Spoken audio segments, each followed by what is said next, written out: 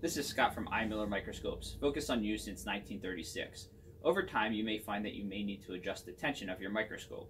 Both compound and stereo microscopes do have tension adjustments, and they work in similar manners. For stereo microscopes, you typically want to counter-rotate the focus knobs against each other. In doing so, you can either loosen the tension or increase the tension. With compound microscopes, you typically need to adjust the mechanism inwards of the coarse focus knob. Sometimes it requires a tool, other times you can grasp it by hand. Insert the tool and rotate one way or another in order to increase or decrease the tension of your microscope.